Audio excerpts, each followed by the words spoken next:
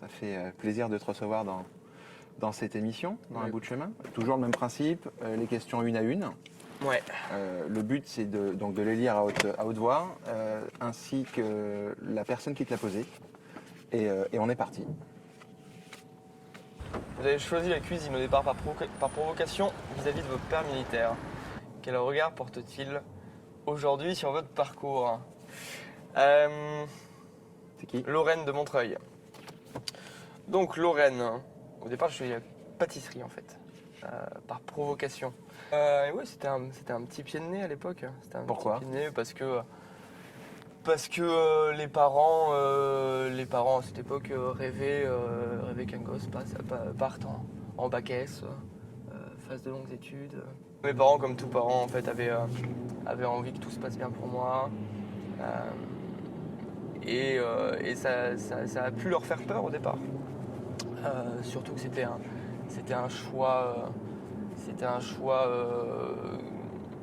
uniquement pour trouver une certaine liberté que la caserne apportait pas forcément. En parlant de plus en plus avec mes parents, ils se sont même pas rendus compte en fait que dans certaines pièces de la maison il y avait des barreaux. Tu vois, eux ça faisait partie de leur vie. Parce que vous habitiez en caserne? On habitait en caserne. Et le souci, c'est que sur moi, les barreaux ont eu un impact réel. Je me suis vraiment senti emprisonné. Je crois que maintenant, mes parents sont plutôt rassurés. Mon père a arrêté son ancien métier pour devenir boulanger par la suite. Donc 5 ans après mon CAP pâtissier, il a passé un CAP boulanger chez les Compagnons du Devoir. Et aujourd'hui, il est boulanger, donc je crois que ça a créé une certaine envie aussi dans ma famille. De son côté? Ouais. Question suivante. Passer dans la voiture pour faire un bout de chemin après Jacques Maximin, ça fait quoi? Aurélie, Paris 8e. C'est marrant parce que quand on m'a demandé si j'étais stressé pour cette interview, j'ai clairement répondu non, parce que ça reste très agréable de parler de son métier. La seule petite pression a effectivement été de passer derrière un monstre de la cuisine française tel que chef Maximin. L'illusion en soi, c'est de penser que ça va tomber tout seul. Non, t'es faux. Les meilleurs seront à l'arrivée. Qu'on soit d'accord ou pas avec sa façon de penser, avec sa façon de faire, on n'enlèvera jamais rien au génie de cet homme en fait. Allez, question suivante. Puisque vous aimez les concours Top Chef meilleur pâtissier, à quand celui de Moff? Christophe Pâtissier Le Bouscat. Quand j'ai attaqué le métier, je crois que ça faisait partie Des objectifs? pas des objectifs mais des rêves. J'ai eu envie en fait d'avancer pour moi à un moment donné, de créer pour moi, ce qui m'a finalement en fait écarté de cet objectif. On peut pas tout mélanger, on peut pas comparer le concours Top Chef qui sera le prochain grand pâtissier à un concours tel que le MOF. Je crois que il va falloir remettre certaines choses dans leur contexte aussi. On peut pas comparer une émission de télé au concours d'une vie. Pourtant, si aujourd'hui en fait on regarde en fait le grand public, on se souvient plus en fait d'un candidat Top Chef qu'un meilleur ouvrier de France. Et pour exemple, si on prend le cas par exemple, de Jacques Maximin qui est meilleur ouvrier de France, il n'a pas de fiche Wikipédia alors que Jean Imbert en a une. Qu'est-ce que tu veux que je réponde à ça? Ah non, mais... C'est comme ça. Après la différence entre un meilleur ouvrier de France et un candidat Top Chef, c'est que quand il parle, on ferme sa gueule. Voilà. Penses-tu toujours que ce n'est pas gênant qu'un plat soit plus beau que bon? Élise Paris 11e, citation de Télérama 2017. C'est long, une dégustation. Ce à 20, 25, 30 bouchées.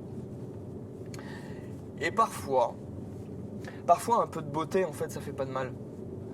C'est sûrement mon côté pâtissier boutique, sans s'interdire.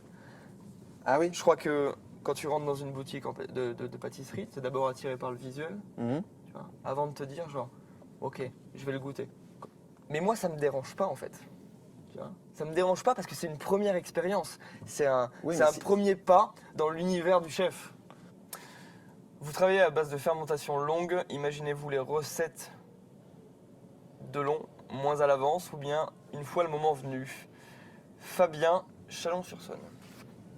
Alors juste la fermentation, est-ce qu'on peut expliquer Ouais. rapidement ce que c'est? Ok, fermentation, Parce qu'il y a On va plusieurs être- types de fermentation. absolument. Si on prend une fermentation que tout le monde connaît, qui est la lactofermentation, en fait, on a une transformation des sucres en acide. On a d'autres fermentations un poil plus rigolotes, telles que les garum. Donc là, pour le coup, on est sur une putréfaction des arêtes de poisson, principalement dans une saumure, qui va donner une sauce très, très corsée. Qu'est-ce qu'on a d'autre? On a les fermentations de poisson.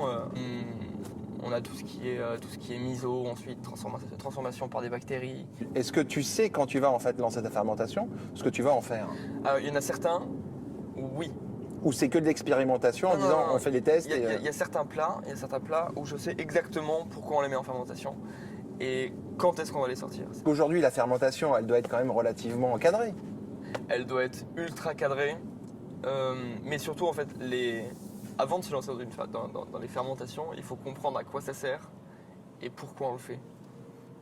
Parce que sinon, ça n'a aucun intérêt. Bien juste sublimer un produit. C'est une touche. C'est une touche. Et la fermentation et la conservation aujourd'hui a un impact économique énorme sur l'espace cuisine. C'est-à-dire C'est-à-dire qu'en fait, on réduit nos pertes à zéro. Les compagnons du devoir apportent bien plus qu'un apprentissage. Quelle est votre expérience personnelle? Thierry Castelnau-Lelay. J'ai tendance à dire que ça crée des hommes et pas forcément des professionnels. Probablement très dur, mais étant donné que c'est toute une corporation qui part à la guerre ensemble et en même temps, en fait la dureté tu l'oublies. On a pour habitude de terminer avec une chanson. Avec une chanson. Ouais. Bien. L'idée c'est que tu nous dises en fait ce qu'elle représente pour toi, ce qu'elle symbolise. Ok? En avant. J'étais pas stressé pour les questions, je suis stressé pour ça par contre.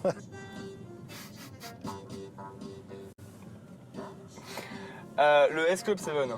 Ouais, On est pas mal niveau culture? c'est pas mal. Quelle année? J'en sais rien, j'étais jeune là. J'étais jeune, je regardais. C'était l'époque où ma sœur était encore à la maison avec moi. On a essayé de prendre toujours beaucoup de hauteur quant à l'époque musicale dans laquelle on a grandi. Qui était une époque à la fois assez incroyable parce qu'il se passait 1000 trucs à la minute et à la fois une époque où il s'est passé des choses assez étranges, dont ça.